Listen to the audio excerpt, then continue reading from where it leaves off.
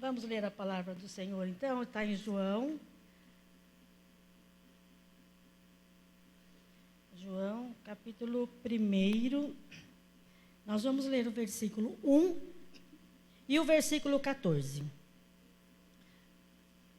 Evangelho São João, capítulo 1, versículo 1 e o versículo 14, está lá. No princípio era aquele que é a palavra. Ele estava com Deus e era Deus. Ele estava com Deus no princípio, versículo 14. Aquele que é a palavra tornou-se carne e viveu entre nós.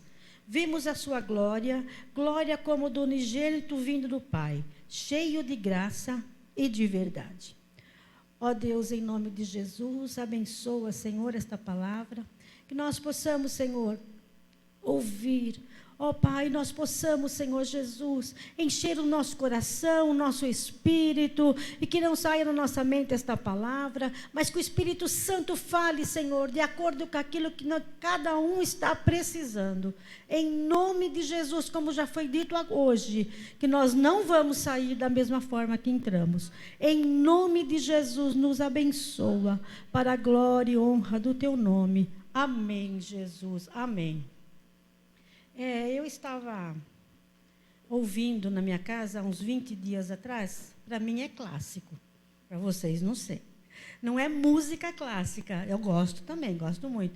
Mas para mim, hinos clássicos é Oséias de Paula, é Vitorino Silva, é Luiz de Carvalho. Quem conhece esses cantores? Vocês conhecem? Ai, tem bastante gente que conhece. Se você não conhece, vai lá no Google, lá, Oséias de Paula, vocês vão conhecer. Luiz de Carvalho está com o Senhor, Vitorino ainda está por aqui, e Oséias de Paula também está. Não que eu sou apegada ao passado, não é isso. Gosto dos cantores de hoje também. Mas clássico para mim é Oséias de Paula. Quem concorda, concorda? A Márcia concorda. A irmã concorda.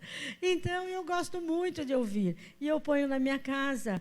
E eu comecei a ouvir. Eu vou cantar um pedacinho, acredita? Vou cantar para vocês, porque eu falou muito forte no meu coração. E deste hino veio a mensagem que eu vou transmitir para vocês em nome de Jesus. O hino é mais ou menos assim, bem mais ou menos, porque ninguém... Olha, irmãos, de verdade, ninguém se iguala a Oséias de Paula, na minha opinião. Não se iguala. Então, eu vou tentar. É assim, ó. Quem és tu? Que perguntaram certo dia com ironia atroz. Quem és tu? Que até os mortos dos sepulcros ouvem tua voz. A própria morte derrotaste, ó imarcessível luz. Eu sei quem és. És o Filho de Deus, tu és Jesus. Tu és o último, és o primeiro, e de Judá és o leão audaz. Tu és Deus forte, conselheiro, Pai da eternidade e príncipe da paz. Pai da eternidade e príncipe da paz. Tem mais um verso, mas eu canto outro dia. Então, eu sei. Obrigada. Obrigada. Mas falou muito forte ao meu coração esse hino. E o Senhor me deu, o Espírito Santo me deu essa mensagem. E eu pus um tema aqui. Quem é Jesus? Bom, Jesus nasceu em Belém, cresceu em Nazaré, começou o seu ministério em Cafarnaum, porque Jesus morava em Cafarnaum nessa época. Mas Jesus volta para Nazaré para pregar as boas novas e no sábado vai até a sinagoga e lê Isaías 61, 1 e 2, se der para pôr. Isaías 61, 1 e 2. Então, Jesus nasce em Belém, mas ele cresce em Nazaré. E olha o que está escrito aí, ó. O Espírito do Senhor, Espírito do soberano Senhor, está sobre mim, porque o Senhor ungiu-me para levar boas notícias aos pobres. Enviou-me para cuidar dos que estão com o coração quebrantado, anunciar liberdade aos cativos e libertação das trevas aos prisioneiros. Continua o versículo, mas Jesus leu até aí e sentou. E os olhos dele, todos na sinagoga, ficaram fitos nele. Isso aconteceu na sinagoga em Nazaré. E todos ficaram olhando para ele, e todos no começo assim perguntaram: nossa, da onde que vem tanta sabedoria? Da onde que vem tanta graça? Da onde que vem todo esse conhecimento? Mas logo eles mudaram de opinião. Logo eles falaram assim: mas quem é este? Em Marcos capítulo 6, versículo 3, está escrito que eles se enchem de incredulidade. Em Marcos capítulo 6, versículo 3, está escrito: não é este o carpinteiro, filho de Maria, irmão de Tiago, José, Judas e Simão? Não estão aqui conosco as suas irmãs? E ficavam escandalizados por causa dele. O que isso representa? Quem era Jesus para eles? Eles cresceram com Jesus. Eles conheciam a mãe Maria, eles conheciam o pai que era carpinteiro, eles conheciam os irmãos, eles conheciam a todos, e eles acharam que, conhecendo ele não era o Messias. Veio uma incredulidade no coração deles, a ponto de pegarem Jesus, pôr no pináculo do templo, e que queriam derrubar Jesus de lá para matar. Você já imaginou? Eles conheciam Isaías 53, 9, na parte B do versículo: embora não tivesse cometido nenhuma violência, nenhuma mentira se achou em sua boca. Está aqui, ó.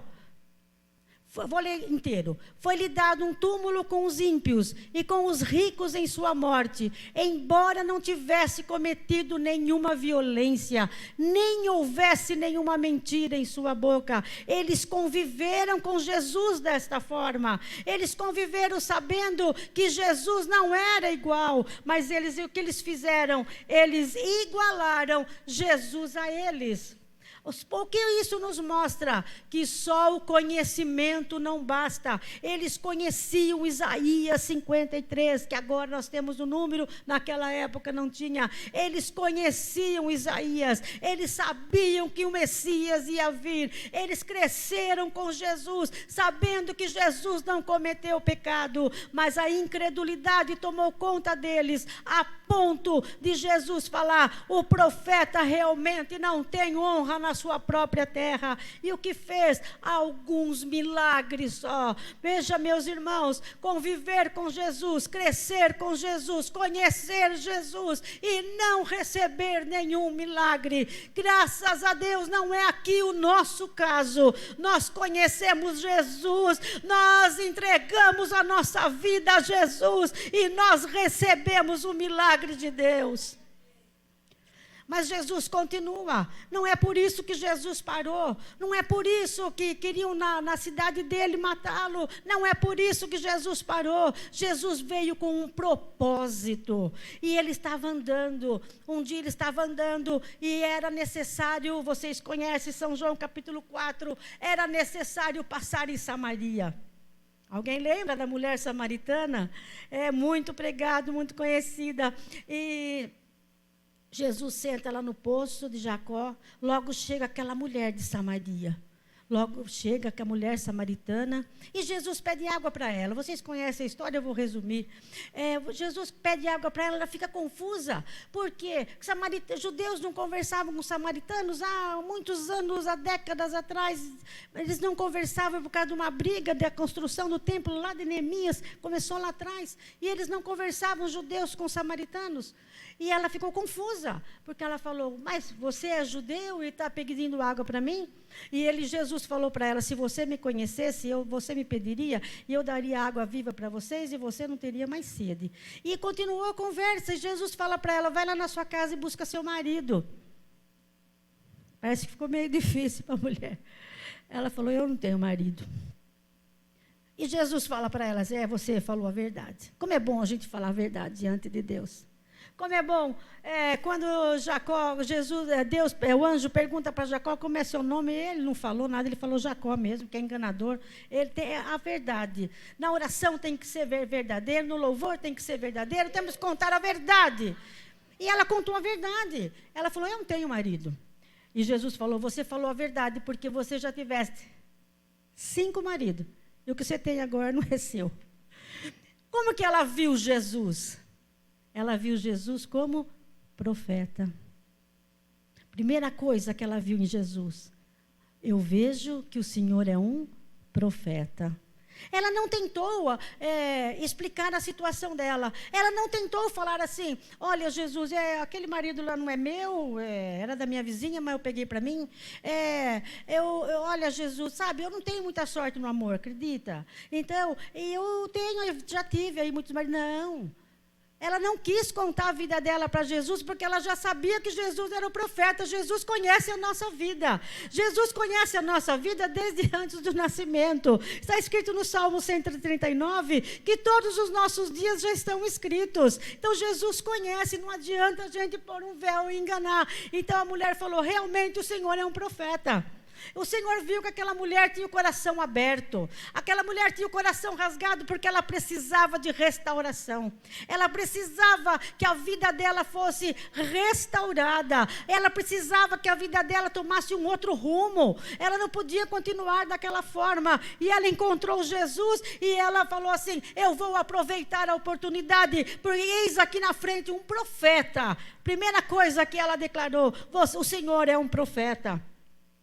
E nessa conversa, de repente chegam os discípulos, ela deixa lá o cântaro, um pouco antes dos discípulos chegarem, Jesus fala para ela, ela fala para Jesus, onde é que adora? É aqui em Samaria, em Jerusalém, onde é que adora? E Jesus começou a explicar para ela que os verdadeiros adoradores adorarão o Pai em espírito e em verdade. Daqui a pouco ela falou, eu sei.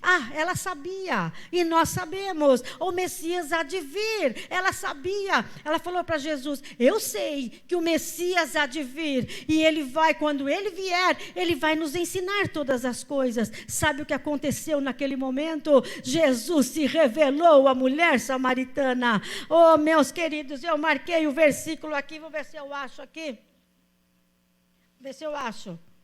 Vamos ver. Primeiro como profeta, depois ela reconhece Jesus como Messias. Eu acho que eu não marquei, mas tudo bem. Os discípulos chegam até eles e a mulher sai. Depois que Jesus fala para ela, eu sou o Messias. Jesus se revelou à mulher. Sabe por que Jesus se revelou a ela? Porque ela se mostrou com o coração aberto. Ela se mostrou verdadeira. Ela se mostrou, tem um versículo lá, está lá. Então Jesus declarou, eu sou o Messias. Eu que estou falando com você. Obrigado, meus queridos. Eu nem passei os versículos, eles puseram. Muito obrigada. Olha, então é isso que Jesus falou para ela. Eu sou o Messias. Eu que estou falando com você. A mulher larga tudo. A mulher larga o cântaro. Os discípulos chegam. A mulher larga o cântaro e vai lá na aldeia dela e fala, encontrei um homem. Quem encontrou um homem? Quem encontrou Jesus Cristo aqui nesta tarde? Quando nós chegamos aqui, os louvores, nós já vimos a presença do Espírito Santo nesta tarde. Oh, meus queridos, como é bom encontrar Jesus. Então, ela foi na aldeia e ela falou assim, tem um homem lá no poço que falou toda a minha vida. Será que não é esse o Cristo? Aí todos foram ver, e Jesus pregou, e Jesus esperou. Jesus pregou a palavra, e em terceiro lugar, eles reconheceram Jesus como Salvador do mundo.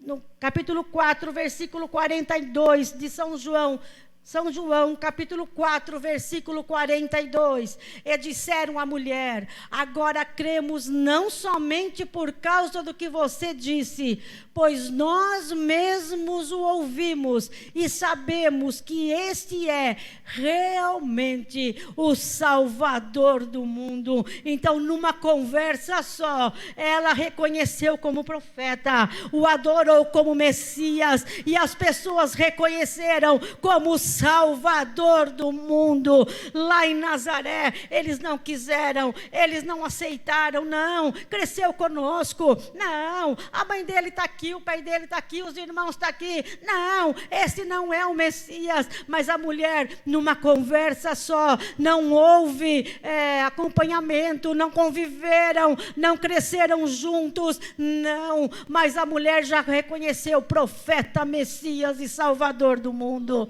Oh, meus irmãos, como é bom reconhecer Jesus, como é bom reconhecer o Filho de Deus como Salvador da nossa vida.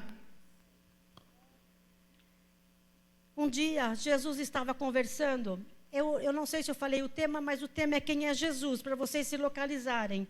Um dia Jesus estava conversando com seus discípulos, estava caminhando, está escrito na Bíblia que eles estavam caminhando. E depois, isso está em Marcos capítulo 16, mas não precisa pôr, é muito comprido, então eu vou falar para vocês. Jesus estava caminhando com os seus discípulos e de repente ele parou e perguntou assim para os discípulos: quem que vocês acham que o mundo aí está falando que eu sou? O que as pessoas aí fora estão falando que eu sou?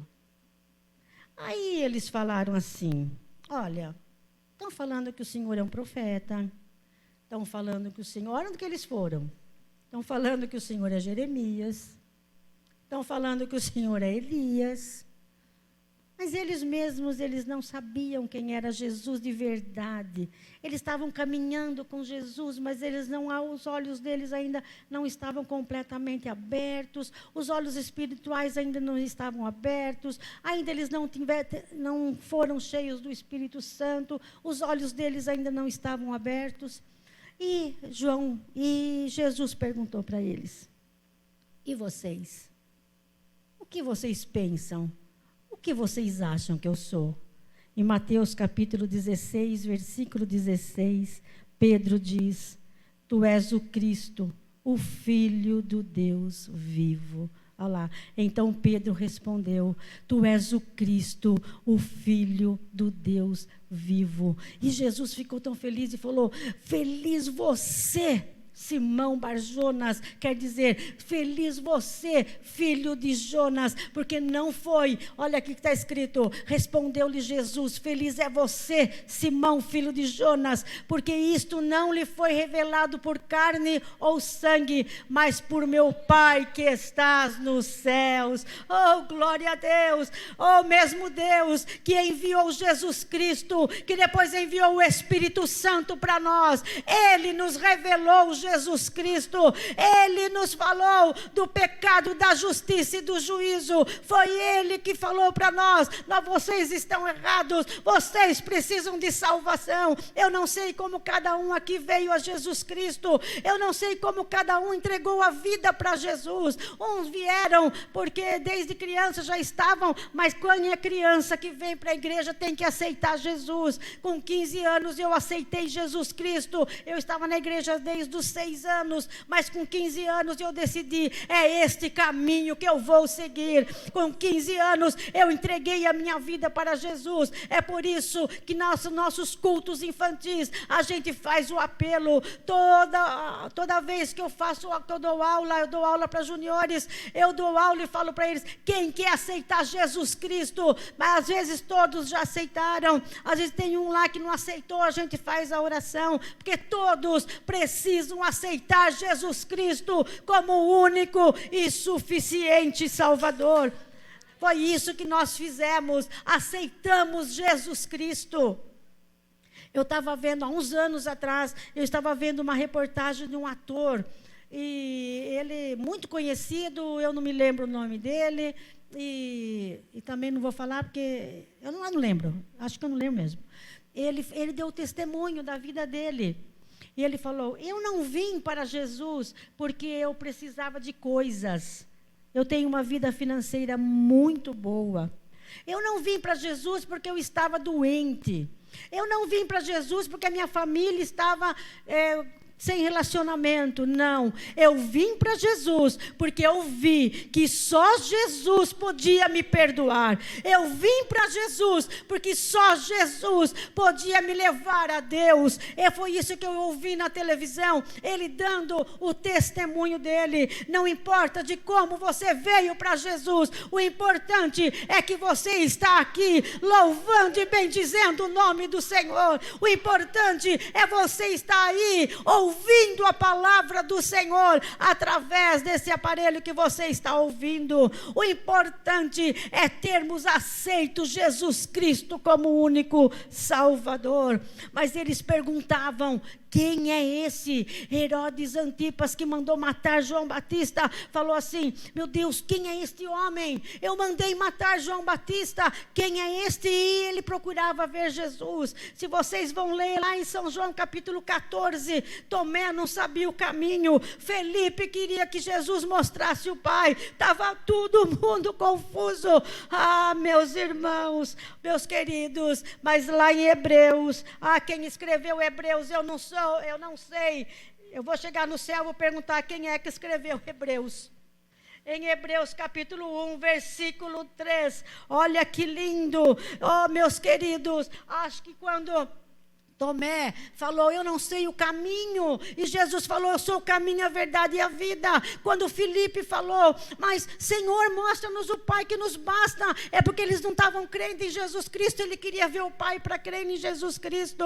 Olha lá, olha o que escreve: quem é Jesus Cristo, quem é o nosso Salvador. Olha ali, o Filho é o resplendor da glória de Deus e a expressão exata do seu ser, sustentando todas as coisas por sua palavra poderosa.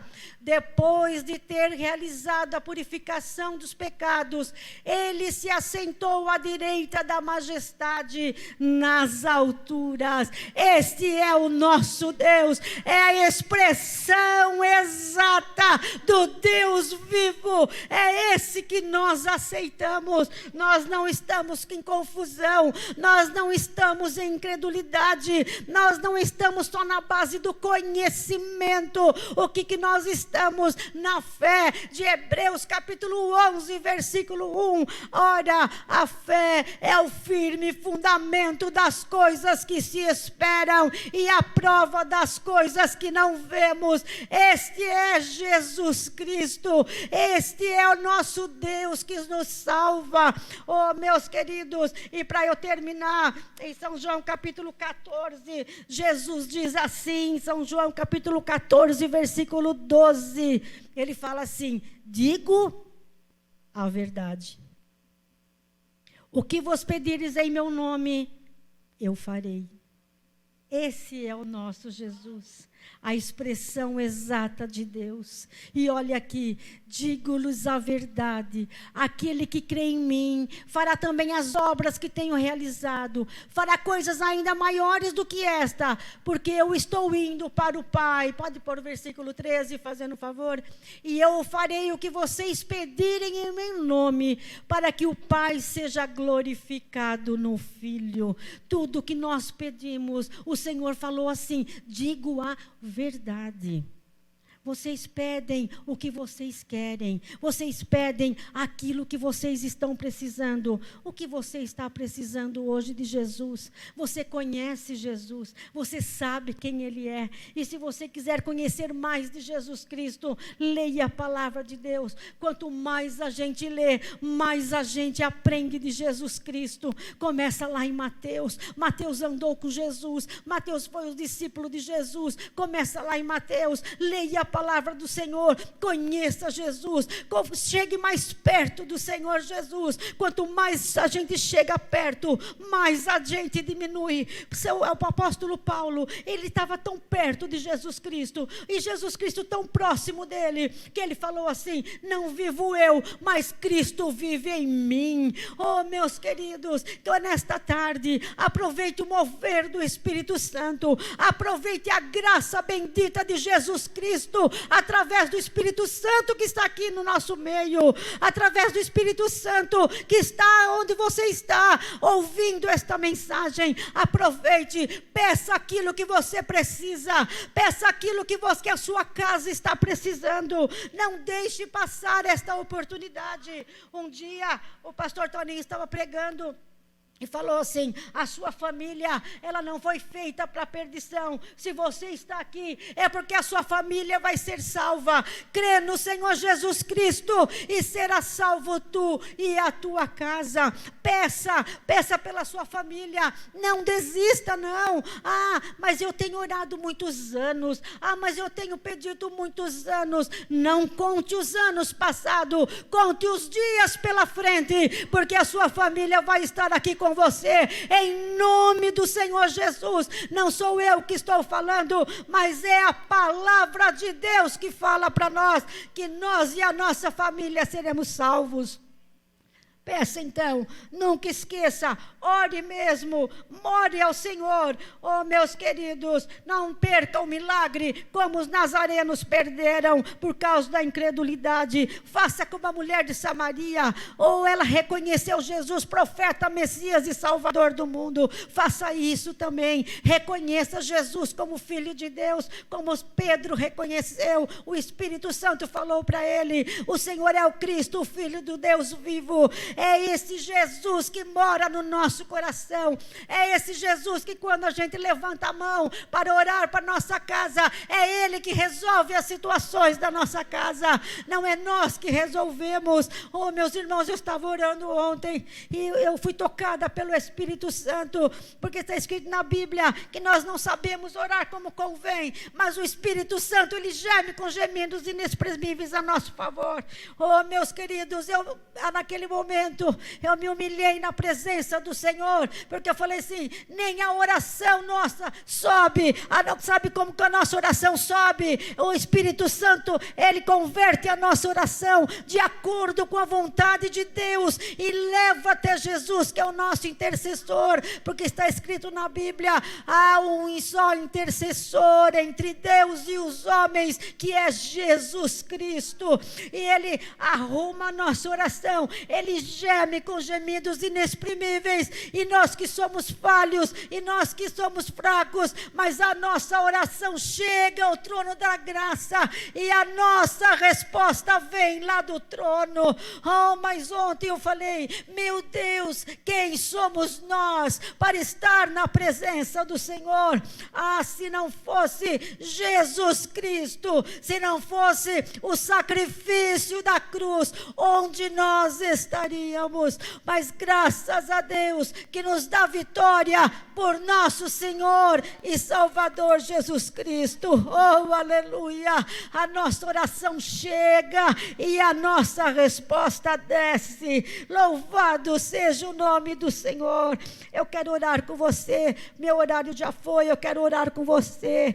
Eu não sei a forma que você entrou, eu não sei o que você precisa de Jesus, mas creia, Ele está aqui, Ele está dentro de você, e o Espírito Santo vai levar esta oração, e a vitória vai chegar para você e na sua casa. Vamos orar. Ó Deus, em nome de Jesus.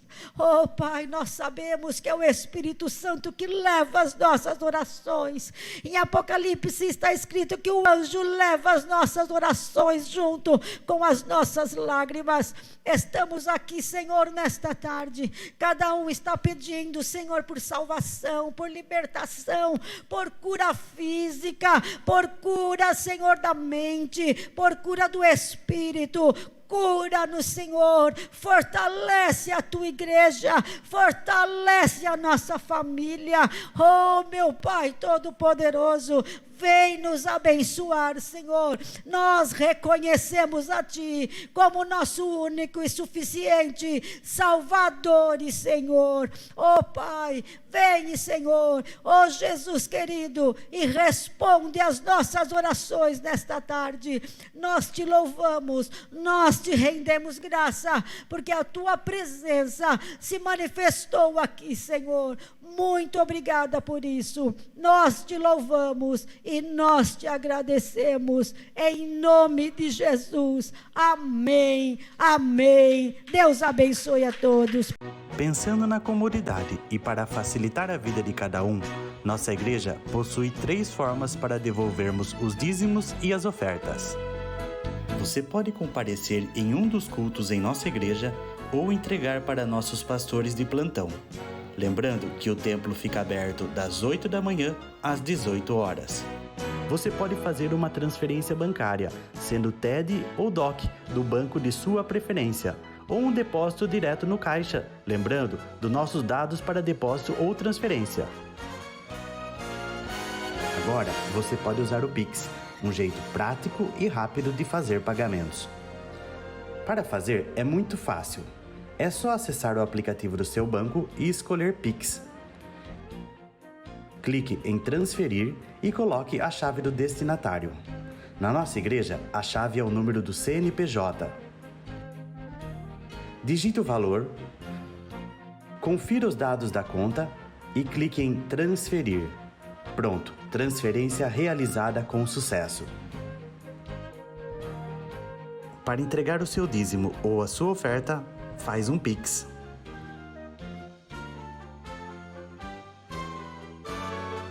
Esta é a nossa igreja.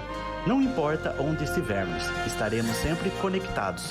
Lembre-se, juntos à distância.